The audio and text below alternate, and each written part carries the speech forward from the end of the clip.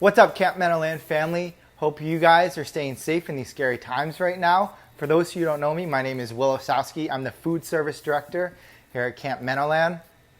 Throughout the summer, I'm going to be doing a couple videos of my favorite recipes, not only to make, but to eat. Today, I'm going to be doing one of my favorite types of cookies, chocolate crinkle cookies. Let's get started.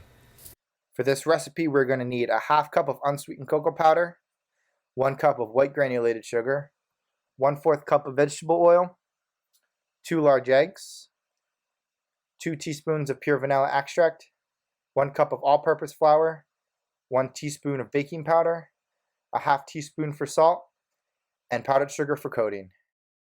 All right, so the first step here is going to include mixing together the cocoa powder, and then we want to throw in the granulated sugar, followed by the vegetable oil.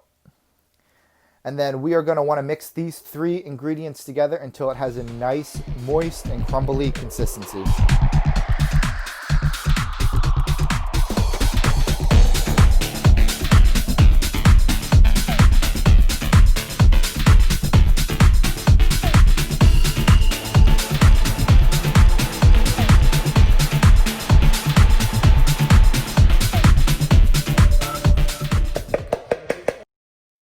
So this is the consistency that we're looking for here.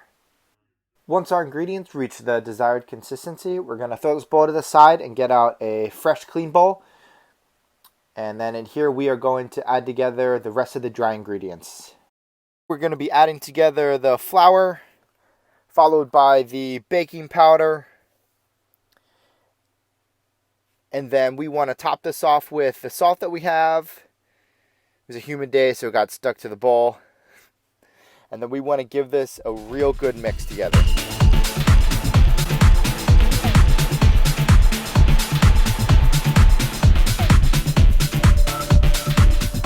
Then once these ingredients are nice and combined, we'll put this bowl to the side and grab the bowl with the cocoa mixture. And then we are going to add in the 2 eggs to that. After we break up the eggs, we are going to want to give this another good mix.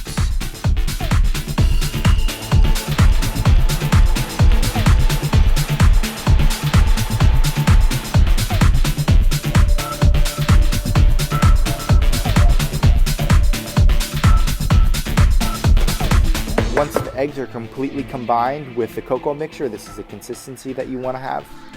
Then after that, we are going to add in the vanilla extract and give it another mix.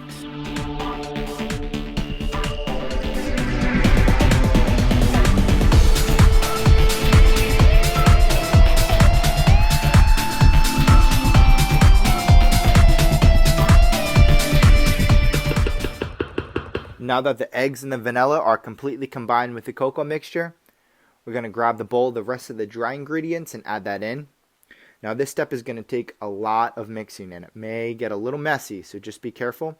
Here I'm slowly folding in all the dry ingredients to the cocoa powder, and once it's somewhat combined, then I'll just start mixing it up.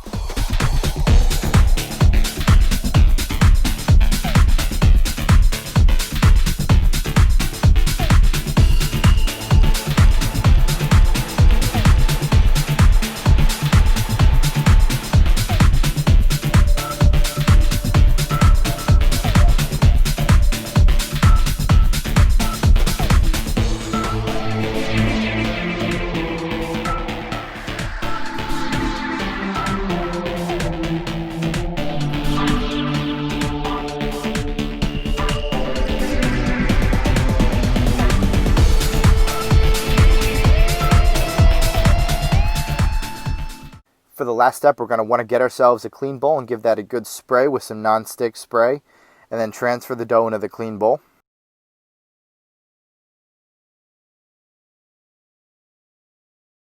We're also going to want to make sure to scrape any excess dough from the bottom of the bowl, because we don't want anything to go to waste.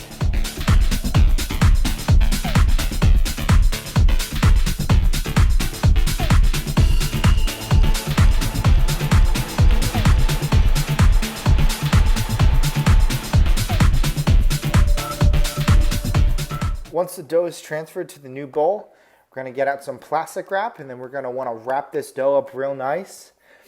And then once it's totally wrapped up, we're going to want to throw it into the fridge for a good 1 to 2 hours.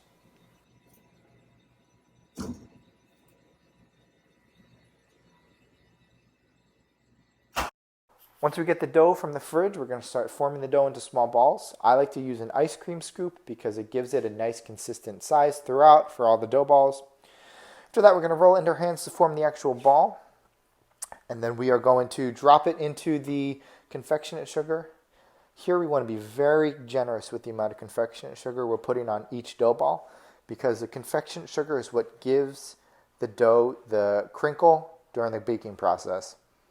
After that, we are going to repeat the steps, do the same thing. So we're going to form the ball, then we're going to dip it into the confectionate sugar. Then once again, be very generous, and then after that, we're going to throw it on the tray. Repeat the process until all the dough is used up.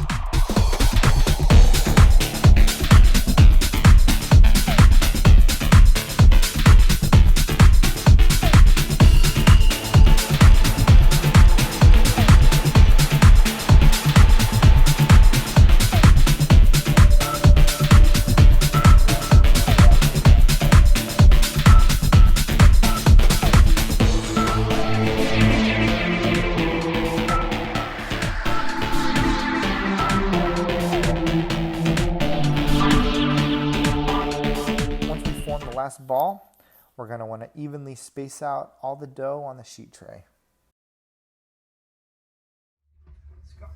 Now we're going to throw these in the oven for 12 to 15 minutes at 350 degrees Fahrenheit.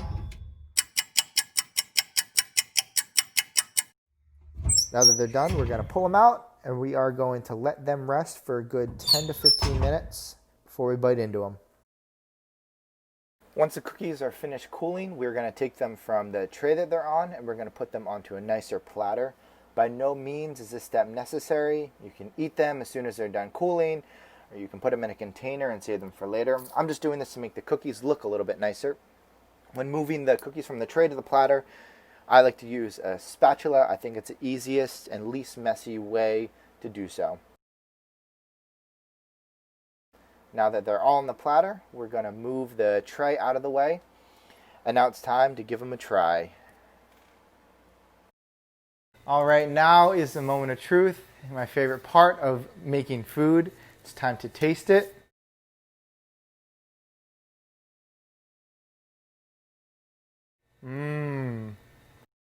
That was really, really good. Thank you guys for watching. If you guys decide to make this at home, let us know in the comments. Tell us how it came out. And stay tuned for our future videos to see what we make next. Thanks.